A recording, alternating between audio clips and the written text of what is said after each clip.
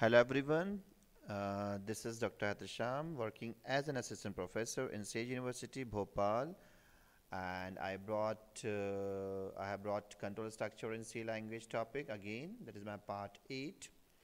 So already we have been discussed and discussing this topic. Today we will learn control structure that is for loop. So here up till now we have finished if, switch, while, do while. Now in this lecture, in this online lecture, we will finish for loop, we will study for loop. तो सभी को मालूम है जैसे कि control structure programme का जो execution होता है इसके फ्लो को कंट्रोल करने काम आते हैं और हम लोग इसलिए कंट्रोल करते हैं कि अपने डिसीजन ले सकें प्रोग्रामिंग के अंदर with the help of logics. So guys, in this lecture we are going to learn for loop. So for loop देखेंगे हम क्या होता है. हम सभी जानते हैं loop किसे कहते हैं. Loop is used to repeat specific block of code a number of times. किसी भी block of code को आपको दो या दो से ज़्यादा बार repeat करना है तो हम उसको loop में लिखते हैं. For loop क्या होता है. For loop, the for loop in C language used to iterate the statement or a part of the program several times. Means for loop हम यूज़ करते हैं सी लैंग्वेज में जो कि किसी स्टेटमेंट को या प्रोग्राम के पार्ट को कई बार रिपीट करता है. सिंटैक्स देखेंगे आप इसका. हम सिंटैक्स में आप देखेंगे बहुत इजी सिंटैक्स है जहाँ तक कि हमने अभी डू वाइल लूप पढ़े और अब ये हम पढ़ रहे हैं फॉर लूप जो कि सबसे आसान लूप है. इसमें फॉर लिखेंगे और पैरेंथेसिस ओपन करके इनिशियलाइजेशन देंगे, स्टार्टिंग वैल्यू, फिर सेमीकोलन, फिर टेस्ट कंडीशन, जो भी आपको कंडीशन देनी है सेमीकोलन, देन फिर इंक्रीमेंट डिक्रीमेंट, जैसे कि आपको इंक्रीमेंट करना डिक्रीमेंट करना. उसके बाद curly braces open, a code to be executed, जो कोड एग्जीक्यूट करना है या उसको एक से ज़्यादा बार एग्जीक्यूट करना है या रिपीट करना है, and curly braces close. Initialisation, test condition, increment decrement ये कैसे वर्क करता है हम इसको अभी देखते हैं आगे स्लाइड में.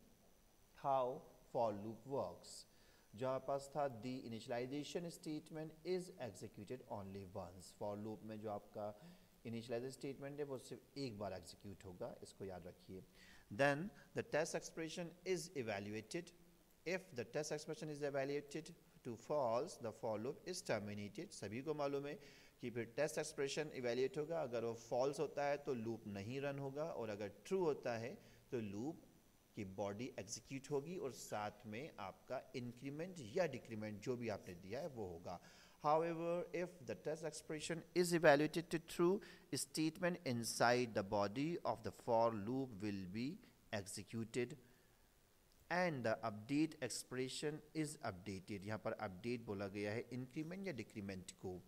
तो हमारे जो कंडीशन है, जो टेस्ट है, वो उस पर डिपेंड है फॉर लूप. अगर वो ट्रू होता है तो आपका जो बॉडी है, ब्लॉक है फॉर लूप का, वो एग्जीक्यूट होगा और साथ में आपका जो इंक्रीमेंट या डिक्रीमेंट पार्ट है फॉर लूप का वो एग्जीक्यूट होगा.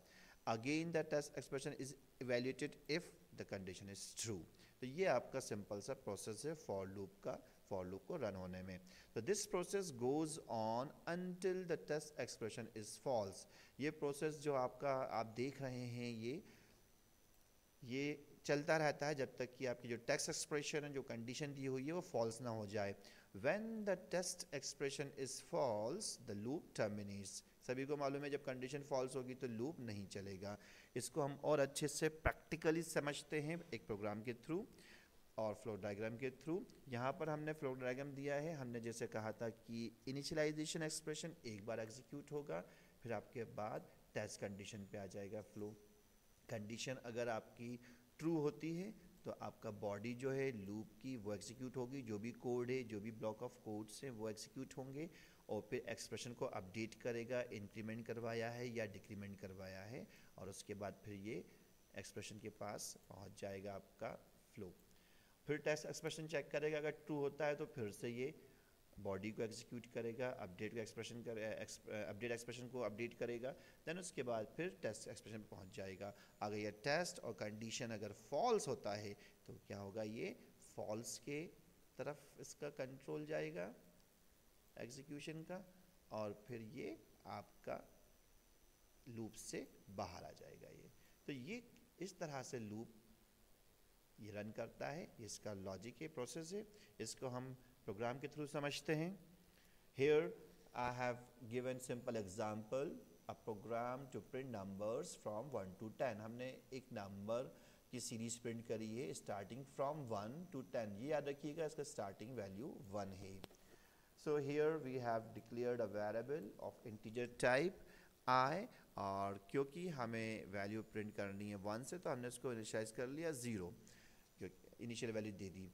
बट क्योंकि फॉर में हम दोबारा से इनिशियलाइज करते हैं, आप इसको इनिशियलाइज कर सकते हैं जहाँ से भी लूप स्टार्ट करना है। हमारे प्रोग्राम में 1 से स्टार्ट करना है तो आप देखेंगे हमने यहाँ 1 दे रखा है, सेमीकोलन, और टेस्ट कंडीशन है आई लेस देन इक्वल टू 10। ये कब तक रन हो, जब तक कि इसकी वैल्यू 10 के बराबर हो या 10 से छोटी रहे, और उसका इंक्रीमेंट कैसा हो, डिक्रीमेंट कैसा हो। हमें यहाँ पर इंक्रीमेंट चाहिए, हमें लूप के थ्रू वैल्यू को इंक्रीमेंट करना है और सीरीज प्रिंट करनी है 1 के बाद 2, 2 के बाद 3। तो जब इंक्रीमेंट करवाएंगे तभी वो आगे की तरफ रन होगा। तो फर्स्ट टाइम इसने इनिशियलाइज कर दिया वैल्यू, उसके बाद चेक करा यस आई अभी 10 से छोटा है, तो इसने आई को प्रिंट कर दिया प्रिंट स्टेटमेंट के थ्रू। और देखिए यहाँ पर आउटपुट 1 आ गया यहाँ पर स्टार्टिंग में, और इसने फिर अपडेट करा और फिर चेक करा इसने आई में 1 में +2 करा, फिर चेक करा यहाँ पर इसने अभी भी 10 से छोटा है, फिर आई को प्रिंट कर दिया 2 उसने, देख सकते हैं आप। फिर इसने अपडेट किया 3 हो गई आई की वैल्यू 3, फिर चेक करा अभी भी 10 से ये लेस देन है, इसने 3 प्रिंट कर लिया। इस तरह से ये 9, 4, 5, 6, 7, 8 एंड 9 तक आ जाएगा। 9 को प्रिंट कर देगा, राइट। 9 को प्रिंट करने के बाद फिर अपडेट करेगा 1 प्लस कर देगा 9 में 10 हो गया। अब देखिए 10 लेस देन 10 कंडीशन फॉल्स है, बट 10 इक्वल टू 10 आई की वैल्यू 10 हो गई है, 10 इक्वल टू 10 कंडीशन अभी भी ट्रू है, तो 10 को क्या करेगा प्रिंट कर देगा और फिर इंक्रीमेंट कर देगा उसमें आई में। तो आई 10 हो गया था, उसमें +1 हो जाएगा 11। फिर चेक करेगा ये नीदर लेस देन है नॉर इक्वल टू है, क्योंकि आई की वैल्यू यहाँ पर 11 है और हम टेस्ट करवा रहे हैं 10 से, तो यहाँ पर दोनों कंडीशन फॉल्स होती हैं। तो जैसे ये कंडीशन टेस्ट अपना फॉल्स होता है, ऑटोमेटिकली लूप टर्मिनेट हो जाएगा और इसको ये बिना प्रिंट करे ये बाहर आ जाएगा। सो इस तरीके से ये लूप आपका रन होगा और नंबर 1 to 10 प्रिंट हो जाएंगे। सो गाइज होप आपको ये फॉर लूप बहुत अच्छे समझ में आया होगा। इस लेक्चर को दोबारा देखिएगा, मैं हमेशा आप लोग के लिए बहुत इजी बहुत सिंपल प्रोग्राम लेके आता हूँ बिगनर्स के लिए, ताकि आप लोगों को लूप बहुत अच्छे से आ जाए। So guys stay tuned and subscribe to Sage University Bhopal. Our address is sageuniversity.edu.in. Thank you so much for watching this video.